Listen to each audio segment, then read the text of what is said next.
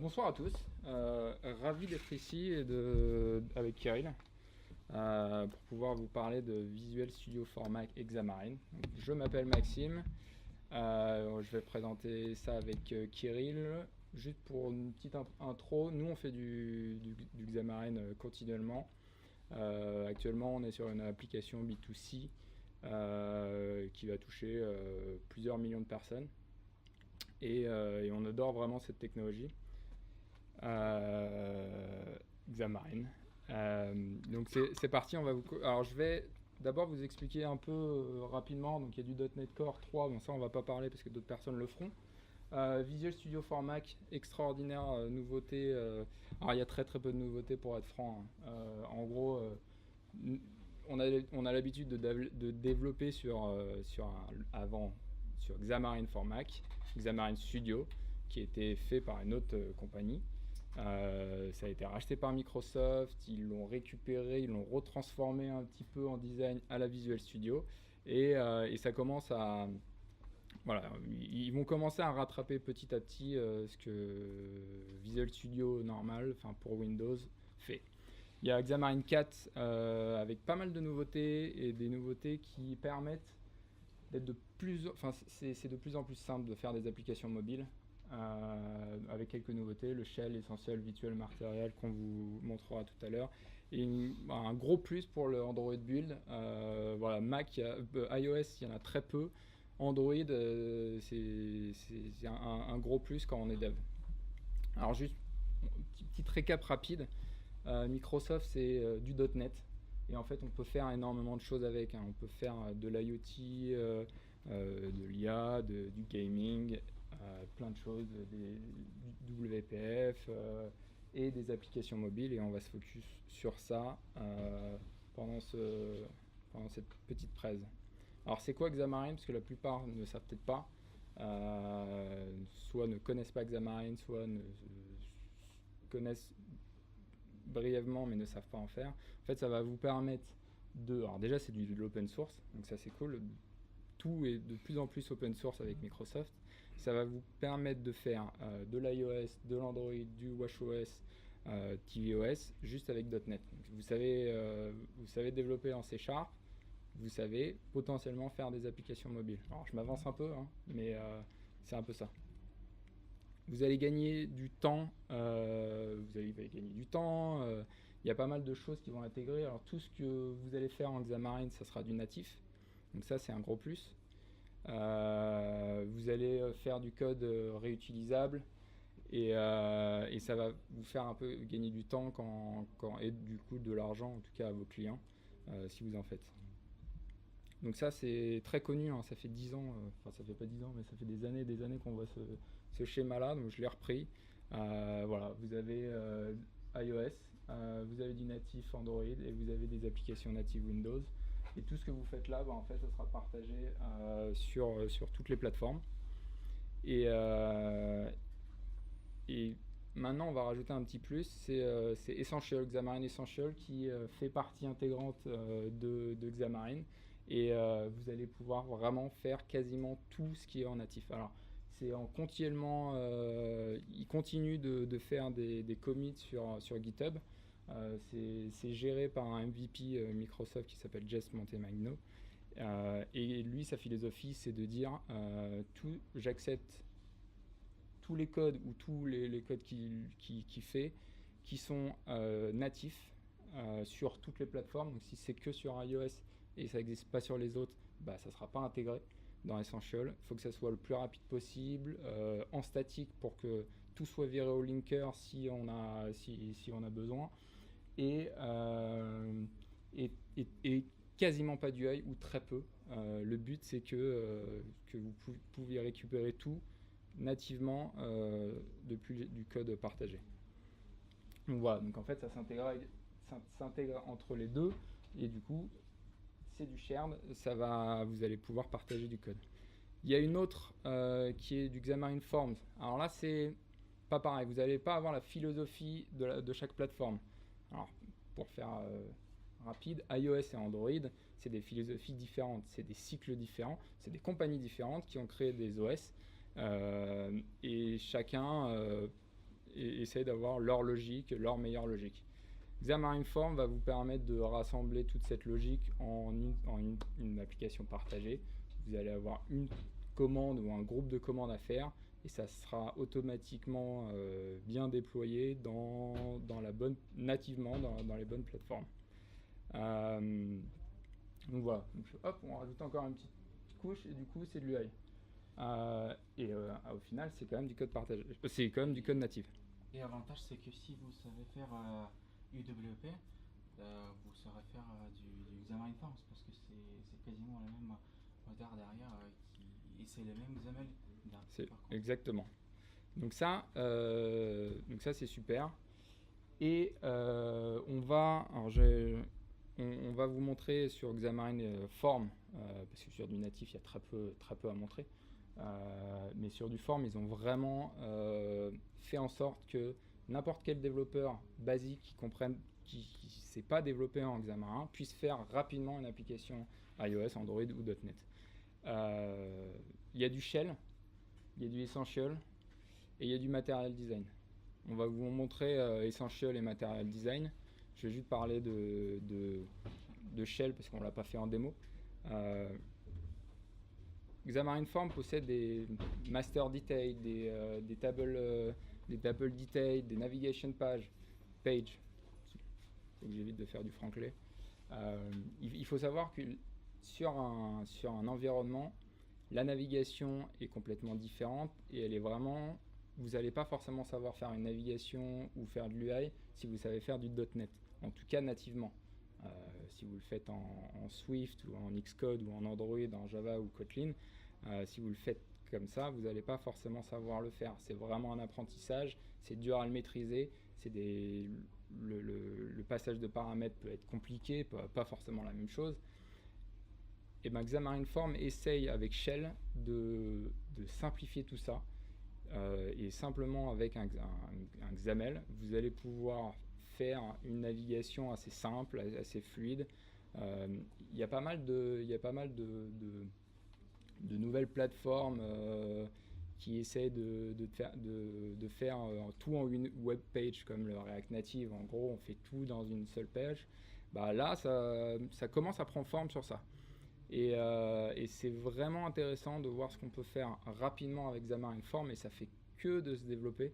Ils mettent vraiment beaucoup de moyens pour que vous puissiez avoir des belles applications, mais pour vous focus vraiment sur ce que vous savez faire, du .NET, donc du code partagé. Donc je vais laisser Kirill faire une petite démo sur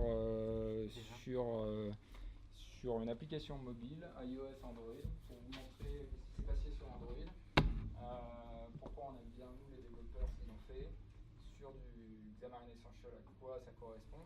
Un tout petit peu. Ouais. Et du Material Design aussi. Tout d'abord, on va commencer par Visual Studio for Mac. Et oui, il existe en version pour Mac aussi. Et nous, on utilise assez souvent Visual Studio for Mac. Alors,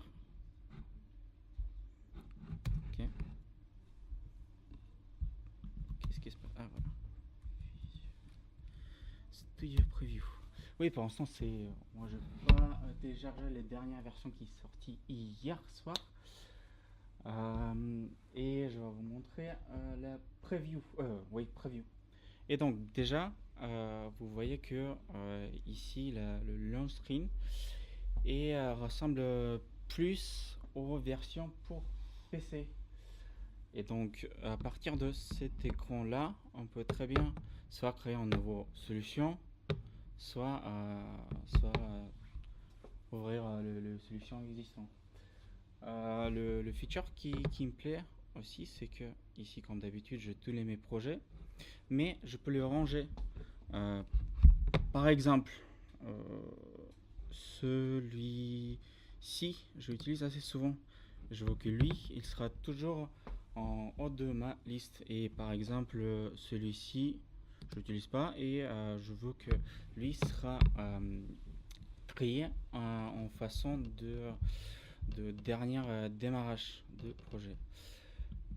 Alors, avec Visual Studio for Mac, nous pourrons créer plusieurs types de projets. Donc, c'est pas que du mobile.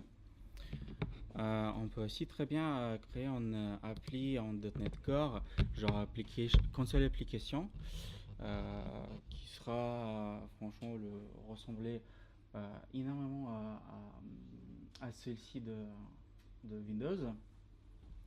Puis on peut très bien faire des tests unitaires. On peut aussi créer des Azure Functions sur Mac. On peut créer une appli pour macOS, pour WatchOS, Maxime avait dit. Et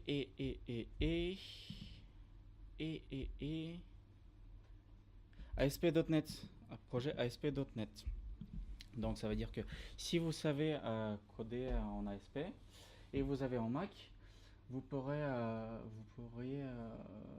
développer depuis votre Mac. En fait, Microsoft, vous le savez, ils essaient de plus en plus de faire des templates pour que ça soit plus simple et qu'on n'a pas besoin de le refaire à chaque fois ou d'aller sur Internet, trouver le bon button qui correspond. Ils essaient de le faire souvent sur Windows, on était un peu délaissé sur Mac et on commence à avoir pas mal ça, donc ça c'est cool pour avoir une bonne structure. Vous avez vraiment des bonnes structures sur à peu près tous les projets et Xamarin est pareil, hein. Donc si vous ne savez pas développer, vous avez vraiment des bonnes structures avec des projets qui existent. Il y a une nouveauté aussi que tu n'as pas dit, que moi j'adore. Vas-y. Tu peux aller juste en bas, peut-être scroller en bas. En bas. On a quand même l'icône qui a changé, ça c'est important. Et il y a une autre chose par rapport à ce icône-là. Ah oui, il y a... Moi, là, je peux créer 2 instances de Visual Studio. Ça, c'est victoire, là. Ça vous évite quand même de faire un terminal, faire le open-n, trouver votre fichier. Non, c'est super. Il est là, deuxième instance. Il faut savoir apprécier les choses. Ouais. Donc, là, je le ferme. Il peut pas. Ah oui. Alors, je vais lancer mon projet démo que je fais pour ce soir.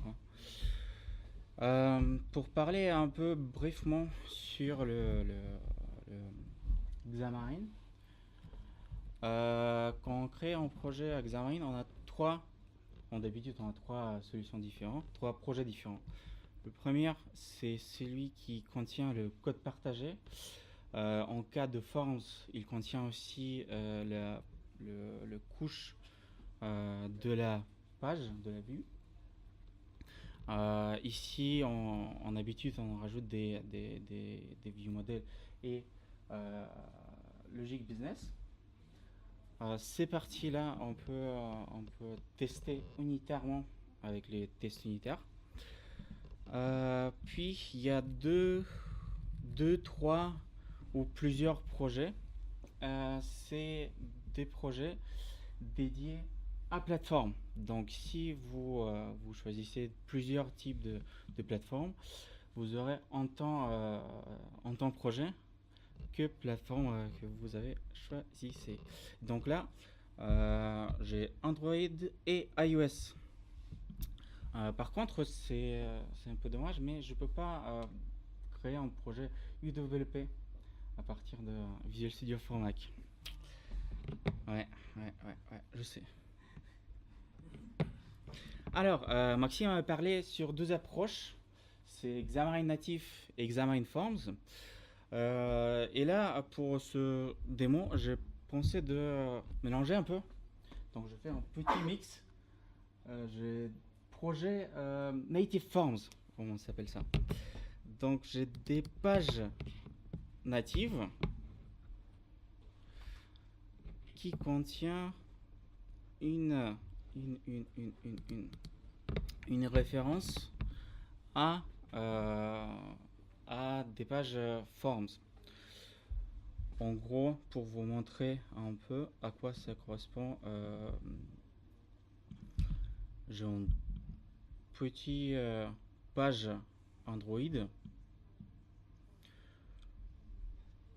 mais celle-ci, il n'y a pas grand chose dedans. Et alors, je vais essayer de vous montrer un petit preview. Il n'y a pas grand chose, mais on arrive déjà à voir que c'est pas compliqué compliqué, on n'a pas besoin d'être un génie pour comprendre ce qu'il va y avoir dans le designer. On regarde juste dans le source. Il y avait trois. Ça, c'est ma partie. Ta partie éternelle. J'arrête de parler. On voit très bien rapidement que alors, le relative layout c'est peut-être un peu compliqué, mais au moins on a une image view, un text view, bouton. Donc on s'attend à avoir 2 boutons et une text view au moins.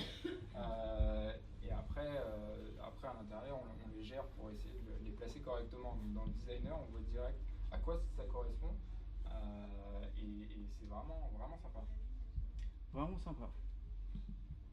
Comme Max a disait. Et en fait, sur le Visual Studio 2019, Microsoft a travaillé sur le parti IntelliSense et le éditeur du code et code XML et code C#. Donc là, en fait, c'est full macOS.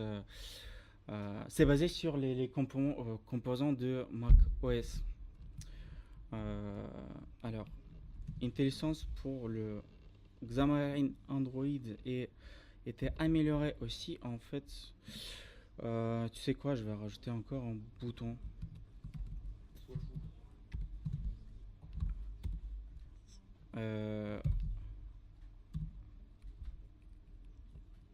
Ah ouais, c'est pas le 8, je pense. C'est Layout with, yes, Match Parent. Et je vais mettre un 8 2, 3 dp. Hop, comme ça. Et vous voyez en temps réel à quoi ça correspond. Alors, ça s'affiche pas. Ça s'affiche pas parce que il faut que je fais ça. Il faut le placer à bouton below. Lui, s'il te plaît.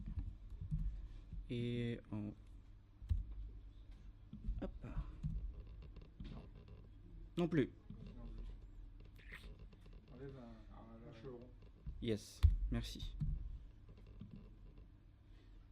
Bon, effet démo. Je vais passer sur un. Hein? Non, pas d'ID.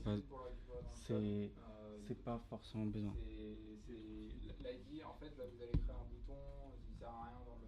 Alors on met toujours un ID parce qu'on va forcément faire quelque chose avec, logiquement. Mais pour les. C'est pas ça qui va.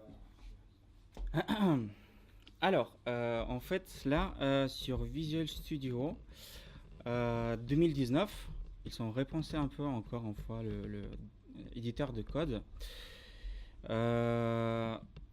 Et là, lui, il ressemble vachement au celui-ci de Visual Studio pour PC. Et lui, il utilise, comme j'avais dit tout à l'heure, les thèmes et les composants de macOS. Par exemple, je fais ça exprès, je vais changer ma préférence, une couleur. Vous voyez bien que ici, quand j'aligne sur un élément, je truc en vert. Et ça, c'est en vert aussi. C'est génial. Alors, je vais commencer par vous présenter un projet Android. Et tout d'abord, je veux parler sur l'amélioration de temps de build et deploy d'un projet. Essayer de lancer une application Android sur Windows ou sur Android ou sur Mac. Ok. Bah vous savez que c'est la misère et que vous vous arrachez les cheveux si vous voulez recompiler à chaque fois. Ouais. C'est ça. C'est ça que je fais en habitude. Hein. Si le projet est très loin. Vous n'avez pas amélioré l'émulateur? Il y avait une histoire de VM avec l'émulateur. Il y a l'émulateur qui est patché il y a quelques années. Il y a l'émulateur qui a été amélioré, mais il y a aussi la compilation qui a été aussi améliorée sur Visual Studio. Et c'est quand même super important de gagner du temps sur ça. Donc là, il a parlé, mais pas beaucoup.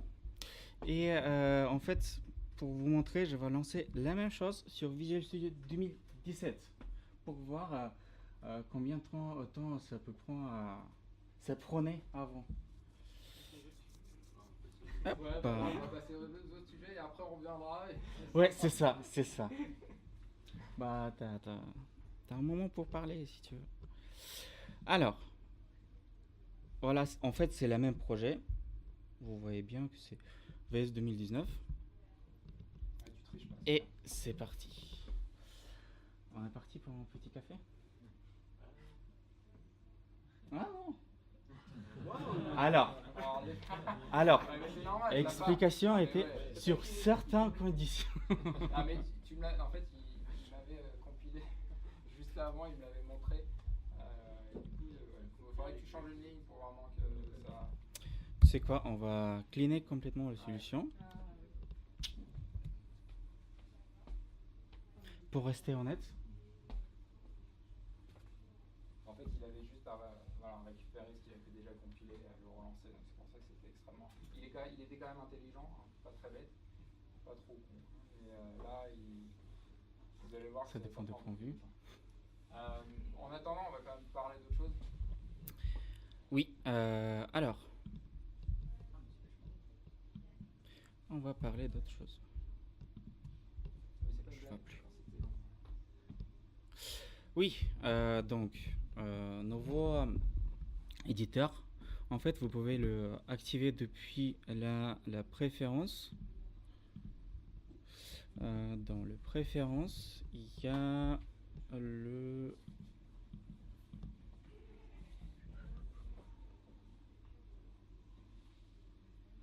Ah, là, je suis perdu. Je vais essayer de désactiver. Ok. Voilà, ça y est. Et voilà. Et juste là, c'est arrivé à... On voit quand même Pour que Visual le Studio. temps a vraiment diminué, Ouais. voire divisé par 2. Il y a une différence grave. Surtout moi, je trouve. Puis, alors, je reviens sur appli. Hop. Donc là, comme j'avais dit tout à l'heure, on a deux approches dans une même appli. Ici, c'est une page native. Et celle-ci d'après, c'est la page Forms. Et donc, à quoi correspond une page Forms? C'est juste en XML avec fichier C# derrière. Comme je disais tout à l'heure, si vous savez coder en WP, vous n'aurez pas de problème pour créer votre premier projet en Forms. Et en plus, les previews, vous pouvez voir en live si vous changez quelque chose. Vous pouvez voir à quoi ça correspond votre changement. Ou pas. Alors, on me dit dans l'oreillette qu'on est un peu long. Un peu long. Donc on va finir sur. Alors, vous avez très rapidement, si tu reviens sur l'émulateur, est-ce que tu peux cliquer sur le bouton et Ouais. voir les animations sur Enable ou n'importe lequel. Alors, quand on clique, vous allez avoir cet effet de rejet qui est du Material Design qui a été créé par Google. Si vous avez Android, vous les connaissez. Sur iOS, ça commence à venir et forme eux, ils se sont pas fait chier, ils se sont dit non, mais ça c'est top et tout le monde l'adore, que ce soit sur iOS et sur Android, les utilisateurs l'adorent. C'est pour ça qu'ils l'ont intégré extrêmement facilement sur Forms. Si vous voulez faire ça sur iOS, c'est un peu plus compliqué. On a iOS sans Forms, c'est à vous d'implémenter certaines choses. Et là, vous allez pouvoir avoir des effets quand même jolis, une application bien faite assez rapidement sans savoir vraiment coder profondément dans les détails. Et si tu reviens sur la page C#, Est-ce que je page peux... C# qui correspond Oui, à ce fichier-là, oui. vous allez avoir, voilà, on parlait de Essential. Typiquement, pour ouvrir une page, voilà, tout ce qu'on avait vu, tout est ici. Vous Tous avez les même pas API. besoin de documents, c'est tellement simple. Voilà, OpenAsync, et ben, un browser, vous allez ouvrir une page directement. Et ça, c'est fait. Alors là, là, c'est fait dans le code partagé. Donc, ça peut être testable et vous êtes sûr que sur iOS et sur Android et sur les.NET, ça va fonctionner. Et ça se fait depuis un seul endroit pour deux plateformes. Voilà. Et ben, merci beaucoup.